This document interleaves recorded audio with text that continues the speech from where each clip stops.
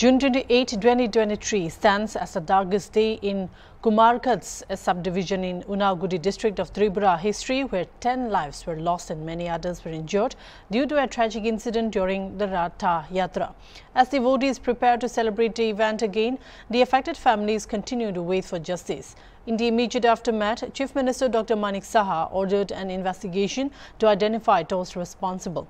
However, the initial report was deemed unsatisfactory when the opposition raised the issue in the State Assembly. Dr. Saha ordered another inquiry and promised strict action against those found responsible. Since then, the matter has faded from public discourse and the progress of the inquiry remains unclear. Rintu Malagar, who lost his wife and son in the incident, expressed his frustration, and also an elderly woman who lost her daughter-in-law and granddaughter also voiced her grievances. She noted that her injured granddaughter had to undergo an amputation and that promises of financial help and support for her education and treatment from ISKCON and state officials have not been fulfilled. As the anniversary of the tragedy approaches, the affected families continue to await justice and the fulfillment of promises made to them. The memory of June 28, 2023 remains a painful reminder of the lives lost and the ongoing struggle for accountability. কয়েক বছর আগে কুমারগাঁজে রথ accident হয়েছিল। রথে আমার ছেলে এবং wife মারা গেছিল। আমার নাম হলো রিন্টু মালাকার, আমার ওয়াইফের নাম দ্রৌপদী মালাকার, আমার ছেলে শুভদীপ মালাকার মারা গেছিল। এবং সরকার থেকে যা সাহায্য পাওয়ার কথা সবই পাইছি, কিন্তু আমার দাবি একটাই আছিল যে অপরাধীর শাস্তি হইতো। কিন্তু অপরাধী সবাই আজকে সিনা টান করিয়া মার্কেটে চলতে আছে, কিন্তু কেউ কোনো শাস্তি হয়েছে না। আমি গভর্নমেন্টের কাছে এটাই চাইতেছি, খালি আমার লাগে না, যতজনে ক্ষতিগ্রস্ত হয়েছে সবাই যাতে অপরাধীর শাস্তিটা পায়। আমি এটা হলো আমার ব্যক্তিগত থেকে আমি কইতাছি না, সবের তরফ থেকে কইতাছি যে অপরাধী যাতে শাস্তি হয়। বছর তো একটা বছর হয়ে গেল, অতিক্রান্ত হয়ে গেল, কিন্তু কেউ তো শাস্তি পাইল না। এই যে রথটা টোটালি আনলিগেল ভাবে হয়েছে, প্রপারলি যেটা কথা আমরা যে পুরীতেও যে রথ হয় টোটালি কাঠের তৈরি হয়, লোহা দিয়া তো রথ হওয়ার প্রশ্ন ওঠে না। এবং উইদাউট পারমিশন হয়েছে রথ, এবং ওভার সাইজ হয়েছে, বানানো হয়েছে রথটা, এবং কোনো পারমিশন ছাড়া। এইসব দিকে প্রশাসন এবং গভর্নমেন্ট আসলেও খেয়াল রাখা ঠিক দরকার ছিল, তাইলে হয়তো এত বড় ঘটনাটা হইতো না, আর এত মানুষ পরিজন হারা হইতো না। আর যারা ইস্কনের অনুসারী হইয়া থাকো, আসলে ইস্কন বলিয়া কোনো ধর্ম নাই, আমরা ধর্ম একটাই সনাতন। ইস্কন এটা ফেক টেকালুরিনার দান্দা, ইস্কনের কেউ কোনো সময় অনুসরণ করিও না। ইস্কনের একটা ফেক জিনিস, পয়সা রোজগারের কারণে এক একটা তো থালি যে বিকাইছে, তারা কত টাকা করে একটা থালি বিকাইছে, টোটালি পয়সা রুজির লেগে তারা এখানে নামছে। এইটা আর কিছু নাই, তারা আইসেই রুজির দান দেয়। যেমন আমি সকালে উঠলে আমি খাজা দৌড়ি পয়সা রুজির লাগিয়া, আর তারা ওখানে ধর্মের ডুল পিটাই ইয়ে করে। ইস্কন কোনো আবার ধর্ম হইতে পারেনি, আমরা একটাই ধর্ম সনাতন ধর্ম, ইস্কন কোনো প্রপারলি ধর্ম হইতে পারে না। আমি তো অপরাধীর শাস্তি চাইতেছি, যারা এই রথের অ্যাক্সিডেন্টের পিছনে জড়িত সবাই আমি মানে কঠোর থেকে কঠোর শাস্তি চাইতেছি, অন্তত এটা যাতে আমার মরার আগে আমি দেখে মরতে পারি।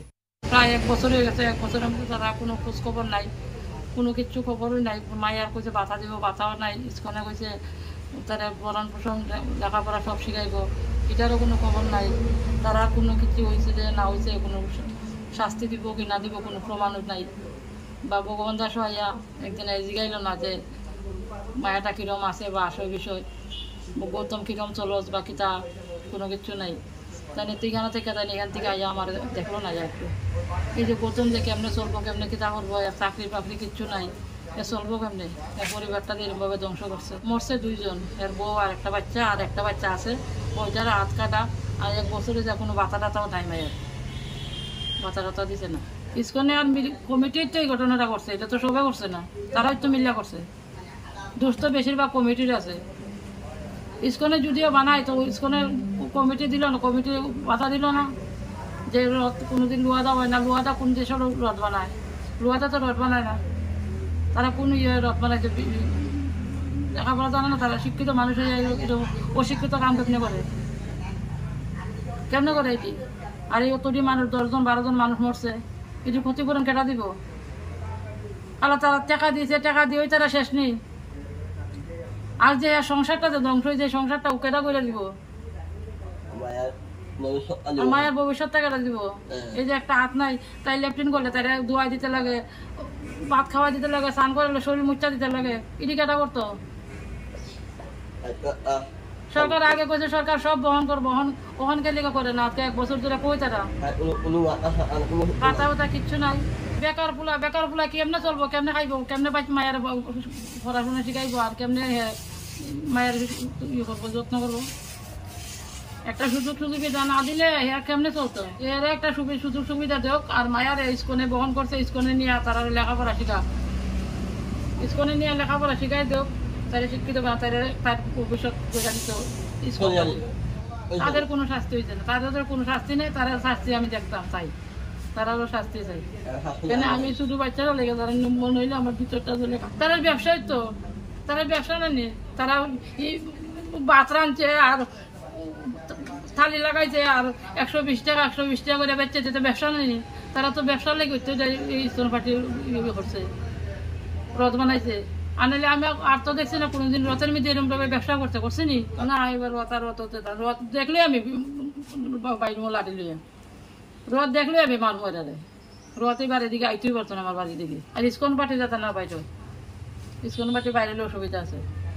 আমি মরমু এরারে লইয়া মরমু কইলাম তো, ইস্কন পার্টি বাইরে পারবি।